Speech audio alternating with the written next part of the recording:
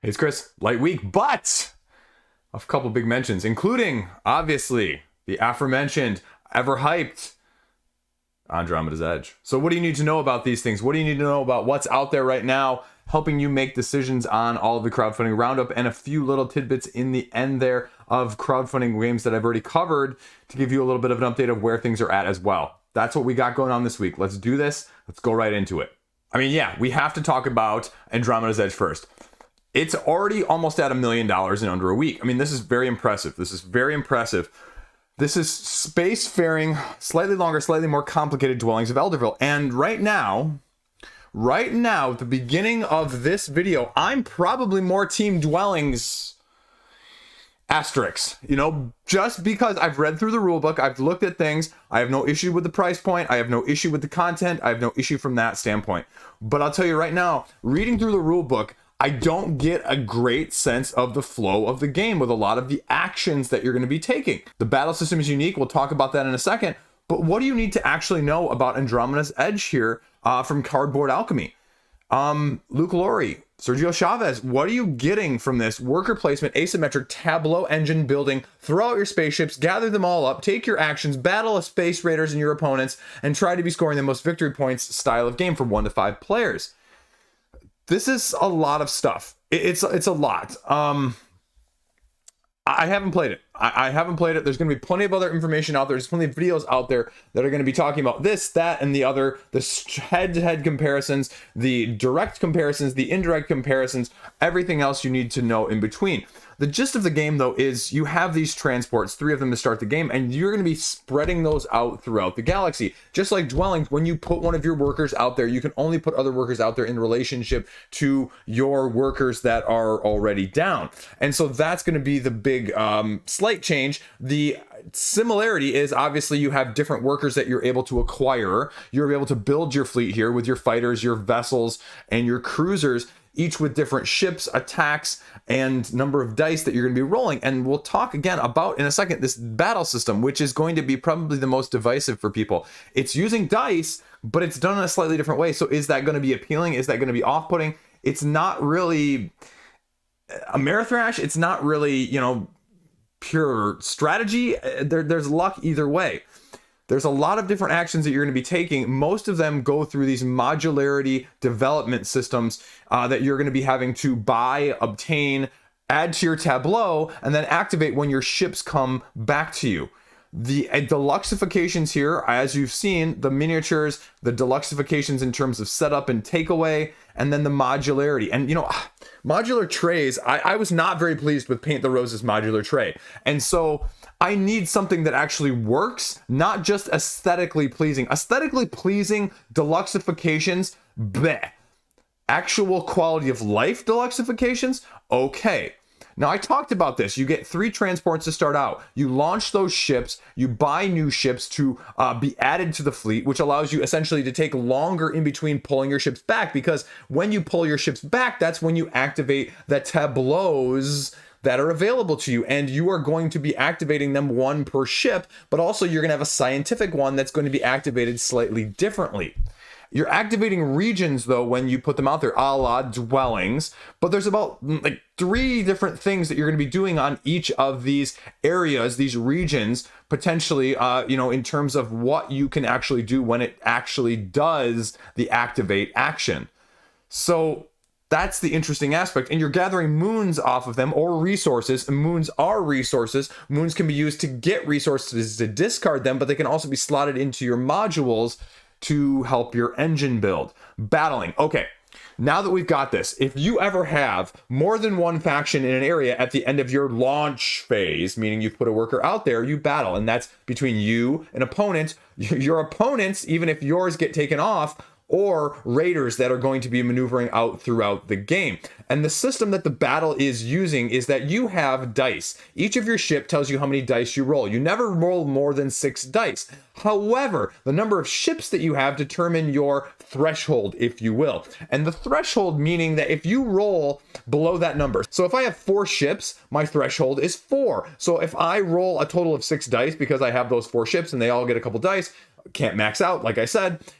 If any of my dice roll 3, 2, or 1, I get to re-roll those. But then the weird thing is, and I like that phase of the battle mechanism, but the weird thing is, then you match up high to high, high to high, and whoever's got the highest just wins. And if you tie, then you go to the next highest. And if you tie, you go to the next highest, and so on and so forth. And if you run out of dice, obviously before a winner is decided, you just lose.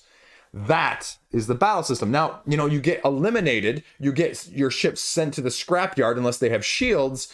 And so that's the other dynamic that I'm not really quite sure about.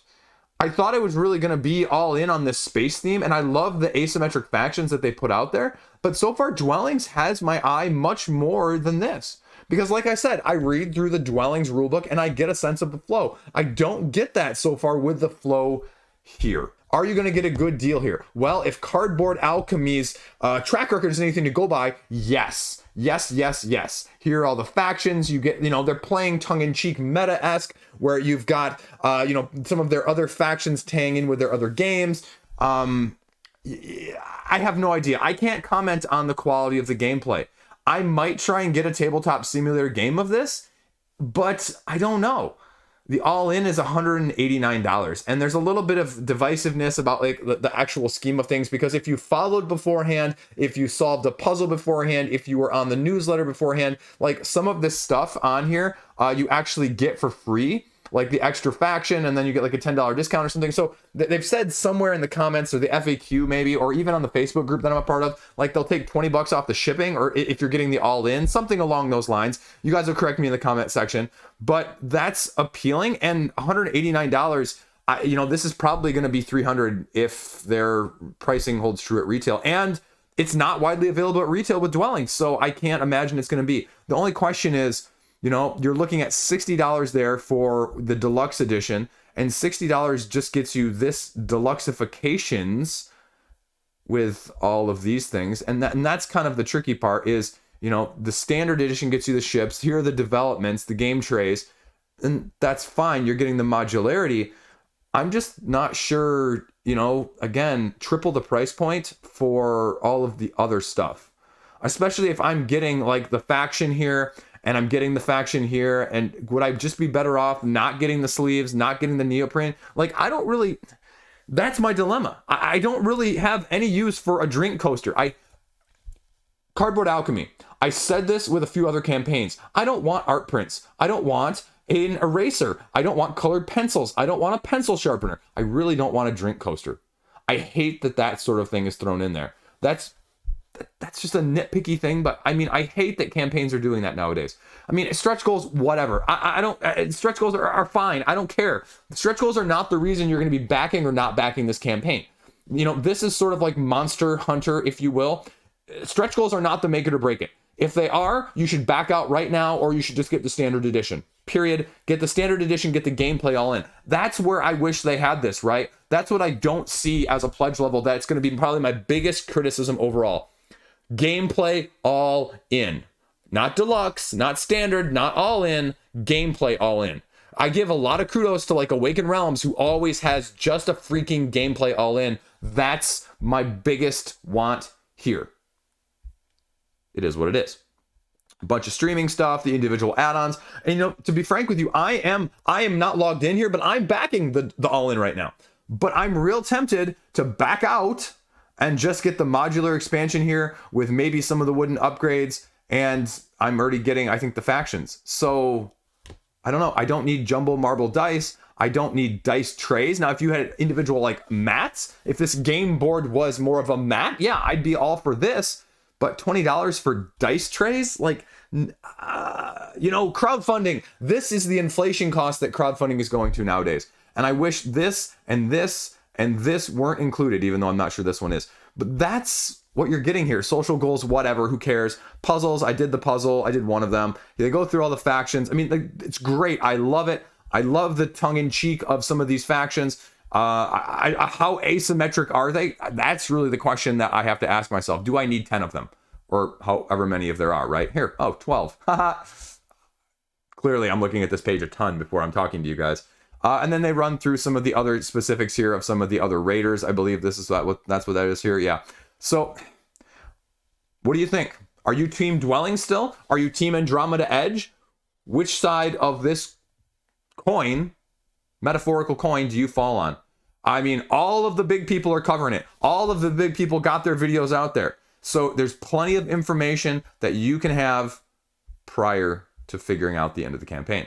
That is Andromeda's Edge and my little rant, ramble, rave in the middle of it. So there you go. What am I going to do by the end of the campaign? No idea. Gonna back it, gonna get it.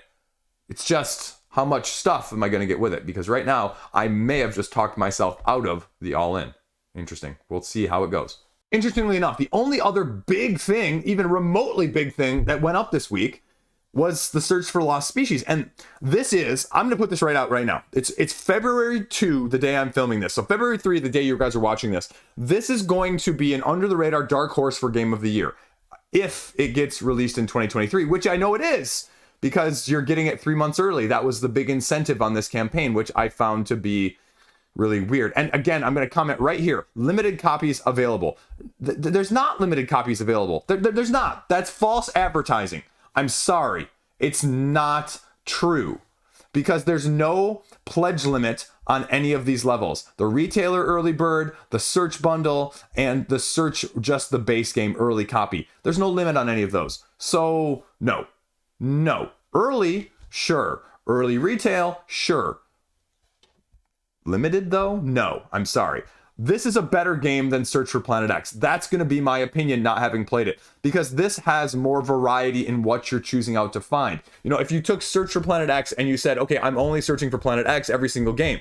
Basically what they did was they gave you planet A, B, C, X, Y, Z, and then allowed you to search for all of those in slightly different ways and slightly different nuances and slightly different mechanistic approaches with a little, asymmetry there. That's why I think it's going to be better. And personally speaking, again, I like the theme on this one, as well as a double-sided board. Again, going to offer some variety within just the base game for $45. I give that a lot of kudos. I don't like the fact that it's app-based. I can deal with that, though. App-based systems are not a make it or break it for me. Is there really an incentive to get it though? Well, that's really the question you have to ask yourself is, are you okay with getting this game in August, September, or October, as opposed to riding the Hot West wave, as a content creator like myself, who if I don't get it in May, all of the other big people that I just mentioned are going to have their copies in May or April. And, it's falling behind on the hotness. The grass is always greener clicks from that side of things. So that's the main incentive for me. Otherwise, I'm going to pick this up for $37, minus shipping, for the free overhead at $100 shipping from a major distributor or retailer in September, or trade for it on the secondary market in June. That's what I'm looking at doing. I think this is going to be an absolutely fantastic game. Like I said at the beginning, I don't think there's any question from that aspect. It's just, is it really worth getting now? And the answer, honestly, is no.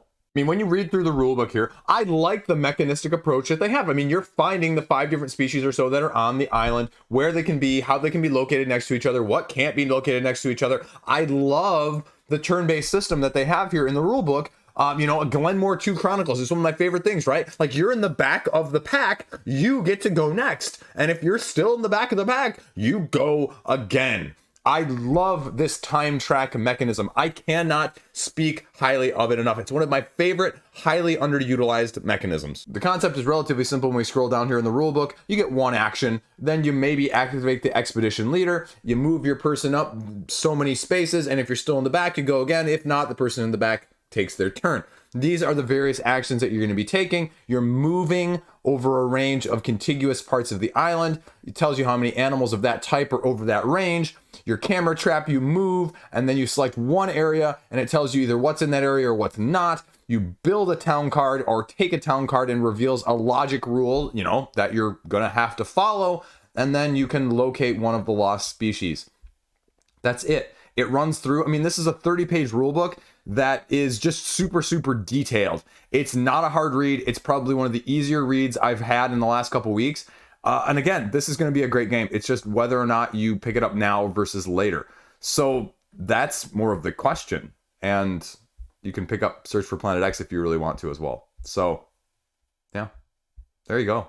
That's all I got to say. Like I mentioned, May 2023 delivery. So this literally must be, I'm assuming like at the printers already at this point, because I don't think there's any other way you could actually have it delivered in May, knowing that you're going to have shipping, you know, take 6 weeks or so to get across the sea.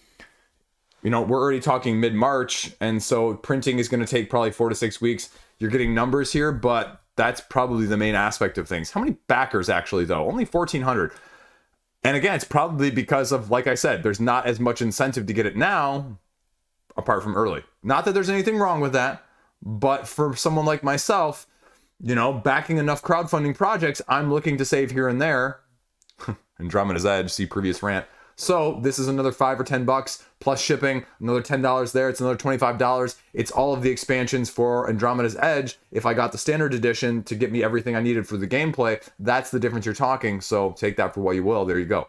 This is also the sponsor party video, but that's why I'm also talking to you about it, because I actually believe in it, but because this is Aegis Combining Robots Season 2. I talked about this one previously. It already has 2 weeks left, but it's got $75,000. Like, Dice Tower hyped this one up after it came out and gave it a relatively good review, and I think that's why it's on a lot of people's radars, but it's sort of Voltron meets Power Rangers, and you're just combining your robots and, you know, more than meets the eye, Transformers a la, if you will.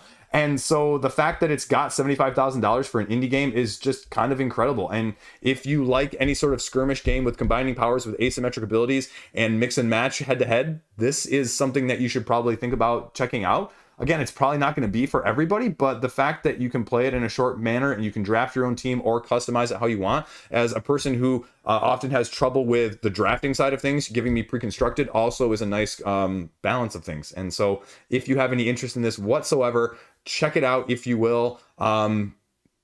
Yeah, it's just something cool to talk about, and it's not doing stuff that other people have already done, which again is worth talking about in the first place. So anyway, back to your regularly scheduled show as well. Next up, Micro Bots, Duel and Power Up. This is from the maker of Micro Dojo, and it's got $8,000. I mean, again, nothing to sneeze at. This is a micro tin-sized game where you're just going head-to-head 1v1, bot versus bot, upgrading both sides of your bot offensive and defensive capabilities via these cards, and just attacking versus defense in a dueling type situation.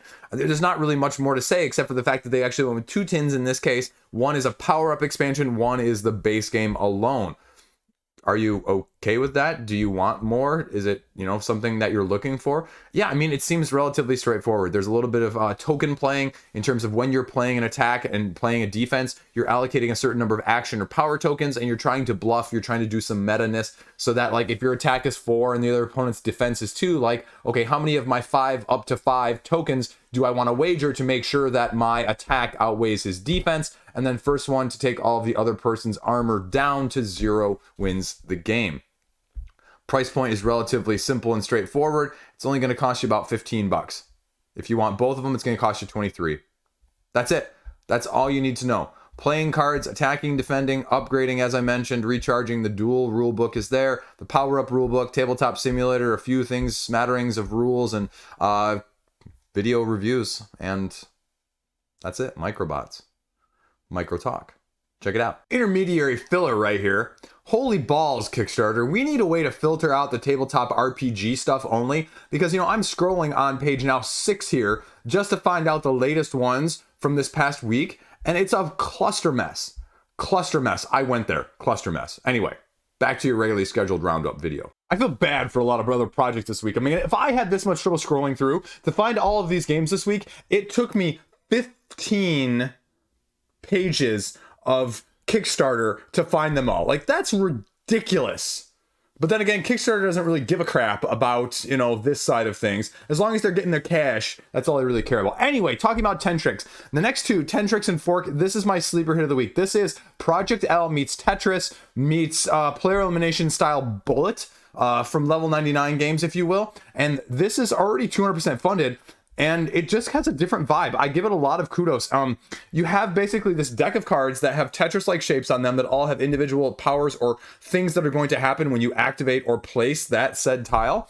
And as you're drawing from this board, you'll occasionally draw one that says, move the level up. Because, with Tetris, right, like things either speed up or everything moves up. Well, they simulate that by having these little limit bars that you're just going to be sliding up from the bottom to simulate that. And so you're going to be doing some take that as well with some of these powers that are activated after you put these pieces down. And that's the play effects that are going to be going on here that are going to play not only either against yourself or your opponents.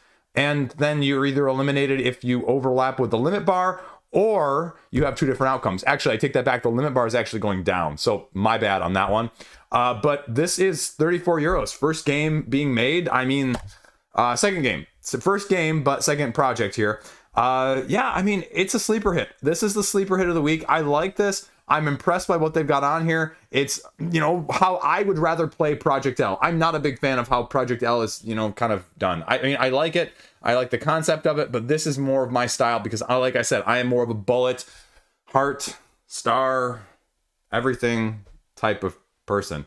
And so this is my preferred style of game. So check this one out if you want. Yeah, it's an indie creation. You're not going to get it elsewhere. It's not going to be widely available. So if you really have interest in it, now is probably going to be the best time. There's a little bit of exclusivity, nothing that's going to be over the top, make it or break it, but enough to make you feel like, okay, I'm getting my money's worth for backing a small publisher and doing it from that aspect of things. So definitely give this one a look-see if you're watching the middle of this video at all, like 37 people are right now. So next up, we have Fork, the food chain trick taking game. I pronounced that one very carefully. But again, this one's 200% funded, but these two took me forever to find. I knew they launched, but it's annoying.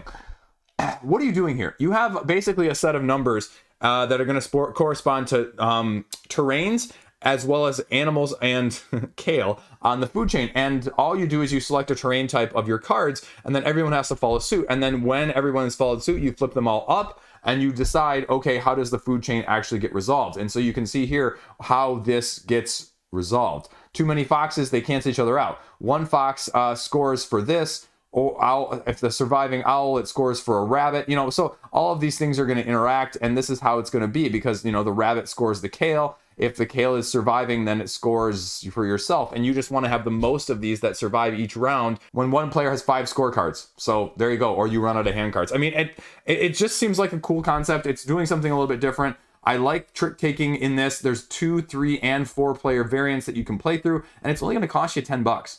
So yeah, 18 if you want all this other stuff, including the expansion. Deluxe, I don't really need 38 because I don't need coasters. Again, coasters! What the deuce are people doing now? A plushie? Sorry, getting distracted. My 8-year-old has a birthday coming next week, and so we were trying to pick out Pokemon plushies for him. They're either really hard to get, they're either really expensive, or they'll take like a month to ship from China. So I'm running into a problem trying to get a Dracopult Pokemon plushie. Anyway, if you know what I'm talking about, you know what I'm talking about. But that's Fork. I mean, the expansion set here, it's going to offer a couple different things.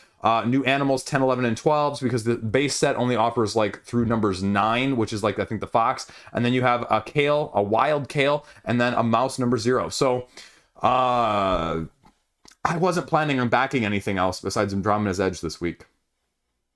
Gosh darn it. I hate and love these videos all at the same time. Because I would get the expansion, as much as I don't actually get trick-taking games played, which is why I don't have Cat in the Box yet, which is why I don't have the second crew, because I just don't get them played. But gosh darn it, this looks good. Ugh. Okay, so check it out just as much as I'm going to do after I stop this video, but definitely give it a look-see because it's probably the other sleeper hit of the week that you really need to pay attention to. So what's shipping on this one out of question or wondering? I don't know. Shipping not mentioned there for other countries. I have no idea. I'm curious now, though, because I want to know. $10. Okay, wait. For that one, what's the lower level for me? 18, 9. Okay, it's $27. That's more expensive. It's indie, though. You're not going to get it at retail, probably widely available, so I don't expect it other way. Yeah, there you go. Check it out. Next up, we have Alynthia, which is another one I think just got buried this week. It's only about a third of the way its funding goal, and it's a solo competitive and cooperative game where you're basically an asymmetric guild fighting off this land in this asymmetric hex-based system, building outposts and trying to defeat nests of dragons as you go throughout the number of rounds that are necessary. And I believe in both modes, if I'm thinking of this correctly, 5 rounds are what you're going to be going through, 30 minutes per player. The difference is in the cooperative game, you have to defeat a nest of dragons every single round in order to progress, except for the first round. And just in the competitive, you just have to have the most victory points at the end. And it runs you through a little bit of what you're doing. But again, I don't get the best sense of the flow in this game. They give you the basic gist of what the phases are going to be here. If we go down here, guild phase, you have asymmetric abilities, so you can utilize the dragons basically spawn and spread. Then you have the difference between the two phases and the actions of how you're going to be spending your energies, gathering your resources, spending your resources, building outposts, spending the action cards that you have, gathering in new resources for the end of the round, and then preparing at the end of the game, like I mentioned, depending on which mode you're in. But that's the problem, is that's about all that's on the page here. And there's a Rahdo video. Rahdo's on everything this week, so they were busy. But that's sort of the nutshell of the game. And, you know, why get it? What makes it different? What are these actions? Why are these things asymmetric? What are the asymmetric things of each of the guilds? That's the piece of things I don't necessarily see here. I mean, $64 is not a bad price. You know, I love the meeples here, these custom dragon meeples. That's awesome looking. But I don't get a sense of, okay, this game is this. This game provides this. How does this compare to this? I don't get anything from the page here. And there is a, 17-page rulebook, which again is shorter than I thought it was going to be, which also, goes with the fact that I think it's going to be a little bit lighter than it necessarily may appear. That would be my only question. Again, research tracks, ability types, how does the game flow with some of these things? A few examples, a few illustrations, a few comparisons. I think it needs it on the page just to say, okay, why do I get this game over something else? And like I said, I think it's just got lost in the shuffle this week with all of the other tabletop RPG kind of drowning everything else out. But there you go. Alynthia, we'll see where it goes. Last up here, Minigolf Designer. This is Empire expansion, if you will. This is a tile-laying, build your own mini golf course for 9 holes over a series of rounds and trying to get the best design possible with the points scored and how you do it. And it's 150% funded almost at this point, and it's adding just a little bit more clients and a little bit more depth of complexity, if you will. The designer literally says on the page down here, it's going to bring up the depth or the complexity to a 3 out of 5 on Board Game Geek. So if you're looking for something maybe a little bit heavier from a tile laying game, that's what they're essentially going for here, only presenting it to you in a mini golf form shape presentation, if you will. And they run through, okay, you're getting more press cards, you're getting more client cards, fame cards, land cards, and how you're going about doing it. They're also offering the previous games, because I don't know if this one's, again, widely available at retail. So if you're interested in it, it might be one of the easiest ways to actually pick it up. I mean, stretch goals are kind of superfluous at this point. Shipping is going to be what it's going to be, but it's a different theme. I mean, I just don't know how well it's thought of. It's got a 7.9 rating on Board Game Geek, which they throw right here, which is relatively respectful. I'm pretty impressed by that. I would not have guessed that high. It's just whether or not this is, again, doing something different, and I don't get a good sense of the flow on the page. I would love to see more flow on the page, even though they do have a rule book and they have all of the stuff going through, okay, what this is adding. I do like that, but I just need to see a little bit more on the page, and that's kind of why I wonder why this one's a little bit under the radar as well. But I give them a lot of kudos because, funding is funding. Amen to that. There you go. That's the new stuff this week. Let's do some quick updates. Quick updates here. Batman.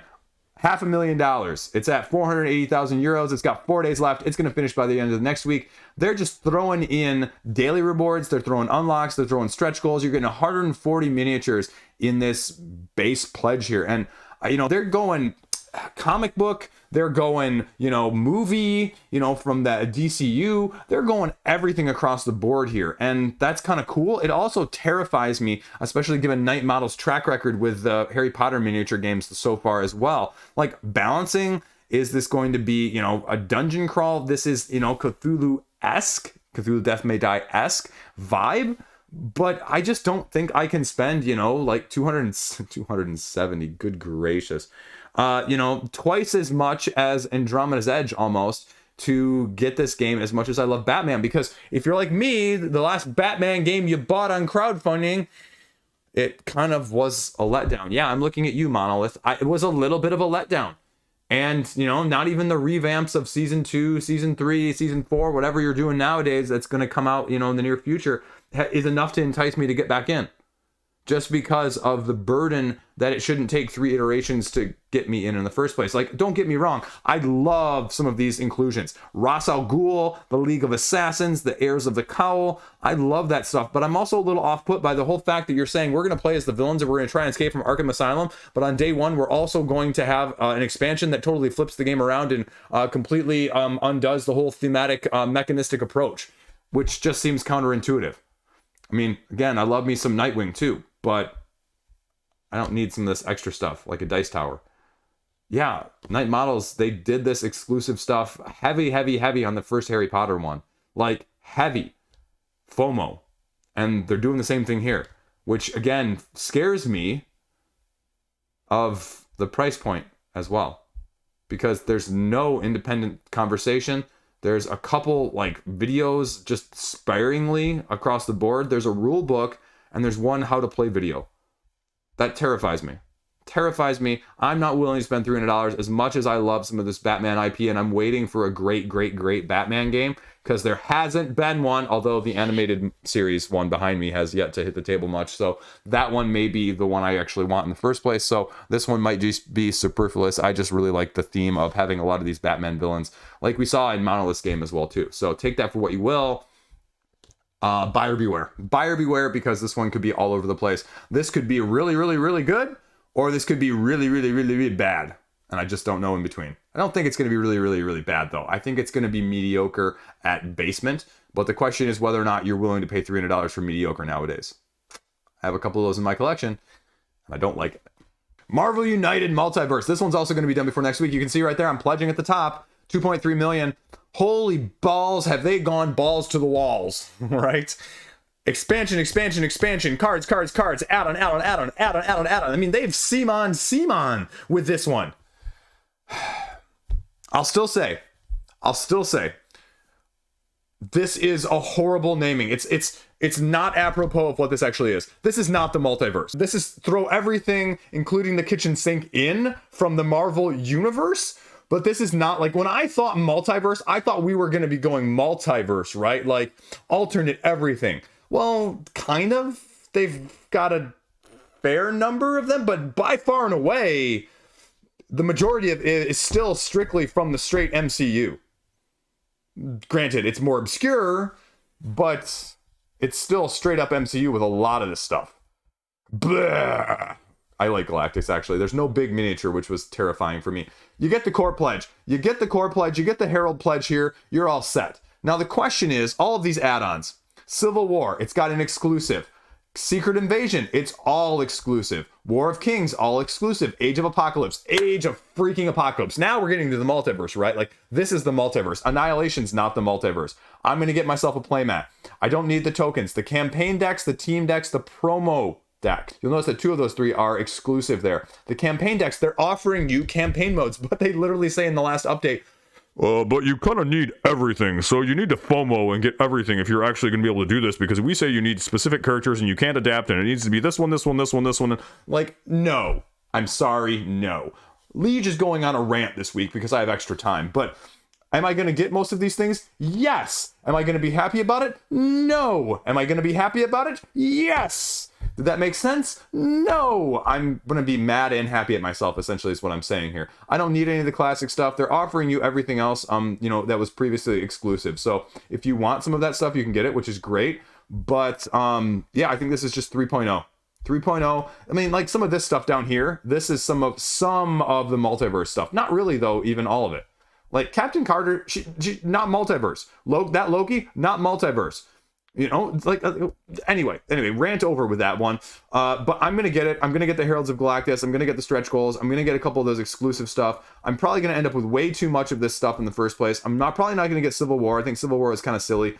Secret Invasion's kind of a hit or miss. War of Kings is probably going to be there. Age of Apocalypse is a no-brainer. Age of Apocalypse is one of my favorite comic book storylines of all time. The only question, the only concern, the only thing I really wanted to see, and hopefully we'll see in the last couple of days, is the current X-Men storylines going on is the, Age of Krakoa. And the Krakoa storyline that's just, everything Mutant Island. And, anyway, if you know, and I wish we were going to see more of that. I don't really need Annihilus. Like, Annihilus is cool, but if you ask me, like, which one of these is not like the other, it's freaking Annihilus. Like, again, if you know X-Men, you know it's there. It's just not there.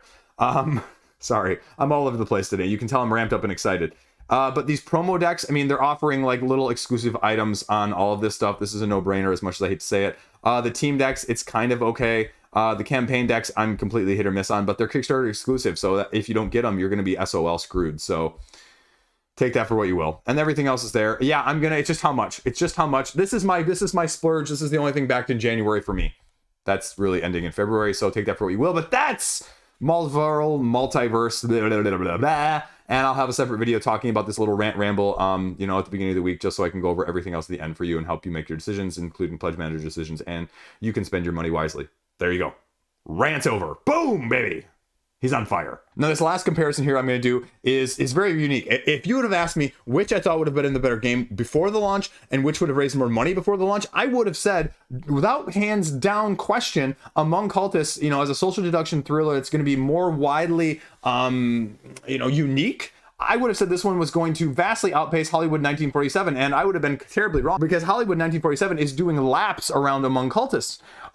That being said, I mean, Hollywood 1947 is just a good game. Like, if you don't have a social deduction game and you're looking for like one solid, can't go wrong social deduction game, ceiling is incredibly high, and, basement is also incredibly high, that's this game. I feel confident about saying that. It's going to be very, very appeasing to everyone across the board. And I think that's probably the reason why it's outpacing Among Cultists, because this is going to be more niche. This is going to be more like you've played other social deduction games. Like, this is a, hobbyist social deduction game, as opposed to introduce everyone to a social deduction game from a step of a werewolf. That would be Hollywood 1947. It's going to do a better job of it, frankly speaking, again, having played it. But now this one is going to be more of like Blood on the Clock Tower light, and that's going to be more appealing for people who don't want to spend $150 on Blood on the Clock Tower and need to have 15 people to play. That's where this one is in for me, and that's why I would probably, of the two of them, want this one, because I think this one's great.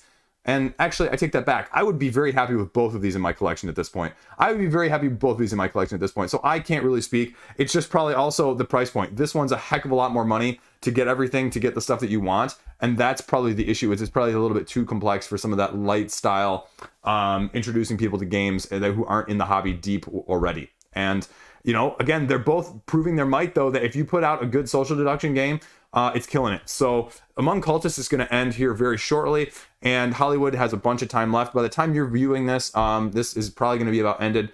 And I just love both of these, and seeing that they can both succeed and hit different audiences and the similar audiences as well. It's just awesome, awesome, awesome. The other one that we're going to be talking about here just before the end of the campaign is Once Upon a Line, the scratch-off lottery system ticket, Scrabble-style board game that I covered earlier.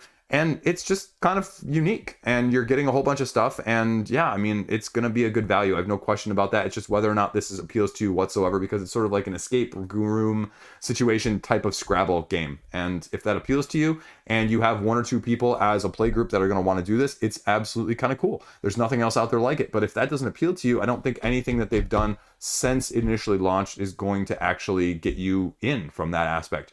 You're getting the exclusive expansion that's going to be free as the add-on, as the price point reduction to get the value-wise that Lucky Duck is known for. And so there's not going to be a question of what you're getting. I think there's enough information. There's no mystery about it from this. It's just solid. And if you like it, it's going to be more solid. If you liked Destinies, and that system, more Destiny is going to be solid. They're going to play off of this. They're going to work with this. It's going to be updated. It's going to be more in the future.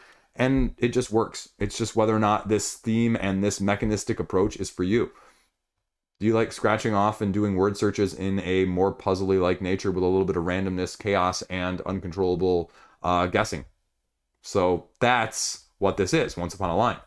So if that appeals to you, great. And that's why it's got almost $250,000, which if you had presented me the concept like a year ago, I would have laughed you out of the room. But now here you go. It's got $250,000 on crowdfunding, which just goes to show if you put a quality product out there with these last three, people will support it. That's it. That's the roundup for this week. A little bit longer than I expected. A little bit of those updates in as well. Let's see. Which team are you on? Are you Team Everdell or are you Team Andromeda's Edge? Where are things going to end up? And how much multiverse are you going to get like me? Woo! Way too much. Way too much. Way too much. Gonna sell some to make some. Boys, folks, people, girls, everyone else in between. I got nothing else. Rambled on way too long. Went to way too long. I got to take care of kid stuff and do some other stuff as well. So have a great day. Thanks for watching. Stay classy. When are we going to hit 7K? I have stuff to give away. Spoilers. It's maybe something as well that you may recognize from the shelf behind me. You'll like it, believe me. So tell your friends. Help me help you. Because I'm holding steady to this 7K. Nemesis Games. It's not a hint. It's not a hint. It's a hint. Thanks, guys. Peace out. Stay classy. See you around.